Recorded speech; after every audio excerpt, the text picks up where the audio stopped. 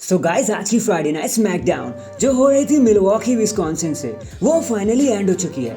मैंने आपको एक वीडियो में बताया ही था कि कैसे आज का शो पूरी तरीके से टेप होने वाला है। तो चलिए एक बार नजर मार लेते हैं कि देखते हैं सो कॉल टेप शो में हमें क्या कुछ देखने को मिला। तो आप देख रहे हैं रेसलमैनिक्स एंड सब्सक्राइब करना तो बनता है। तो शो की धमाकेदार स्टार्टिंग होती है द मेगा स्टार एले नाइट से, जो आते ही कहते हैं कि let me talk to you. वो कहते हैं कि यार 1200 दिन बहुत ज्यादा इंप्रेसिव लगता है, बट से ये 1200 दिन कितनी जल्दी खत्म होने वाले हैं, बल्कि कल ही खत्म हो जाएंगे। रोमन रेंस ने अपना स्पीयर भी लगाया पिछले हफ्ते, लेकिन देखो क्या हशर हुआ उसका, उन्हें बीएफटी खाना पड़ गया। और क्राउन जूस में भी यही सब होने वाला है। मैंने रोमन रेंस को सब कुछ देख लिया और मैंने देख लिया कि कैसे वो अपना काम किए जा रहे हैं, लेकिन मैं फाइनली उनसे सब कुछ छीन लूंगा। वो टाइटल मेरे साथ घर जाएगा और रोमन रेंस खत्म हो जाएगा। इतना सुनते ही वहाँ पर रोमन रेंस आ जाते हैं पॉल हेमन के साथ। रोमन रेंस आते ही कहते हैं कि यार वैसे तो मैं खुद को इंट्रोड्यूस करता हूँ, बट ये सारे लोग तो मुझे पहले से ही जानते हैं, लेकिन शायद एले नाइट तुम्हें कुछ नहीं पता, तो चलो मैं एक बार खुद को इंट्रोड्यूस कर देता हूँ। और रोमन रेंस ऐसा ही करते हैं। देख एले नाइट, यहाँ बहुत कुछ बदल गया है। जब से मैंने छुट्टी लिया ना, मैंने आप सबको मौका दिया है कि आप शो अप कर सको,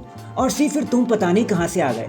चलो ठीक है एले नाइट, यार तुम्हारा नाम सब चैंट क्यों नहीं कर रहे हैं यार, प्लीज कर दो, क्योंकि ये आखिरी नाइट है तुम्हारी। इसके बाद तो तुम फिर से गुमनामी के अंधेरे में खो जाओगे। एंड सी, मैंने इस कंपनी को $1 बिलियन के ऊपर तक बनाया है, इसीलिए पॉल हेमन एंड सारे लोग मुझे ट्राइबल चीफ कहते हैं। लेकिन तुम बताओ एले नाइट, तुमने क्या किया है? कुछ कॉस्प्ले, थोड़ा बहुत हल्ला मचाया है, बस, इससे ज्यादा क्या किया है तुमने? जिसके बाद एले नाइट कहते हैं कि तुम्हें लगता होगा ना कि तुम्हें कोई हरा नहीं सकता, लेकिन मैं सिर्फ तुम्हें हराने नहीं आया, लेकिन मैं यहाँ पे कुछ एंड करने नहीं आया, बल्कि अपना एले नाइट एरा शुरू करने आया हूँ। और हाँ, एक कॉस्प्ले तो मैं पक्का करूंगा, उस पर्सन का जिसने रोमन रेंस को हार्डेस्ट किकएस दी।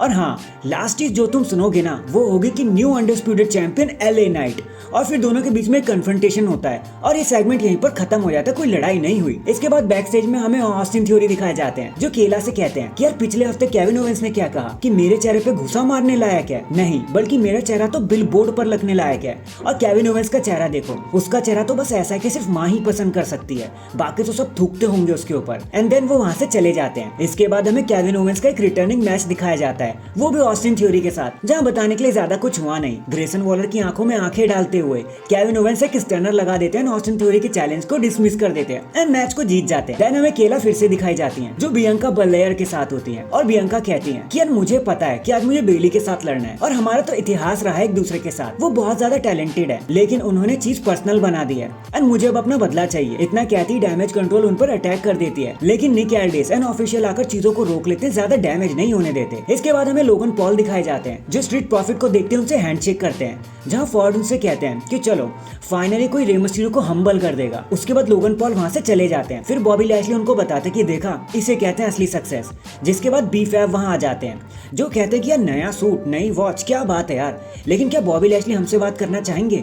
जिस पर बॉबी लैशली हामी भर देते हैं। देन हमें एक वुमेन्स टैग टीम मैच दिखाया जाता है, Charlotte Flair Shotzi versus Chelsea Green and Piper के बीच में, जहां बताने के लिए कुछ खास ज्यादा हुआ नहीं। एज एक्सपेक्टेड फ्लेयर एंड शॉटजी बड़ी आसानी से मैच को जीत भी जाते हैं, और यहाँ पे कुछ हुआ भी नहीं था। इसके बाद हमें Paul Heyman and solo Sikoa दिखाए जाते हैं, जहाँ पॉल हेमन आते ही कहते हैं कि यार कितने लोगों को रियलाइज हो चुका है कि this is the end for doctor of Thuganomics. वैसे ऐसा तो होना ही था ना, क्योंकि देखो उसने गलती कर दी, उसने ये गलती करी कि उसने ब्लड लाइन को ललकार दिया, और अब रोमन रेंस ने सोलो सिकोवा को भेज दिया कि सब कुछ एंड कर दे, जिससे सीना बच नहीं पाएंगे। सोलो सिकोवा का एक ब्राइट फ्यूचर है WWE में, और वो एक राइट हैंड एंड एक ट्राइबल चीफ तो बन ही सकते हैं। जिस पर सोलो सिकोवा कहते हैं कि पॉल इन पर टाइम क्यों वेस्ट कर रहे हो, जॉन सीना को बुलाओ, हमें उनसे बात करनी चाहिए। जिसके बाद जॉन सीना वहां पर आ भी जाते हैं। रिंग में आते ही Solo Sikoa and John Cena का कन्फ्रंटेशन होता है। सोलो सिकोवा कहते हैं कि यार मुझे ऑर्डर दिया गया है कि मैं तुझे माइक दे दूं, ताकि तू सबको अलविदा बोल सके, जैसा भी तेरा मन करे। इसके बाद जॉन सीना कहते हैं कि सोलो तुम्हें पता भी है तुम किसके साथ हो रिंग में, और देख अब मैं सिर्फ 90 सेकंड लूंगा और मैं तुझे कुक कर दूंगा, अच्छे तरीके से पका दूंगा तुझे। सो यार सुन, अगर मुझे अलविदा कहना है तो मैं WWE यूनिवर्स से कहूंगा, तुमसे क्यों कहूंगा? तुम्हें पता है तुम यहाँ सिर्फ अपने कजन रोमन रेंस की वजह से हो, और तुम खुद को एक इन्फोर्सर कहते हो, बल्कि तुम सिर्फ एक bargain basement Taz rip off से ज्यादा और कुछ भी नहीं हो। फिर वो कहते हैं कि सोलो अपने थंब को ना अच्छे से टेप कर लो तुम, क्योंकि क्राउन जूस में तुम सिर्फ उसे एक ही जगह डाल पाओगे, एंड वो है अपनी एस में। और फिर वो माइक ड्रॉप करके कहता है कि 90 सेकंड पूरे हो गए।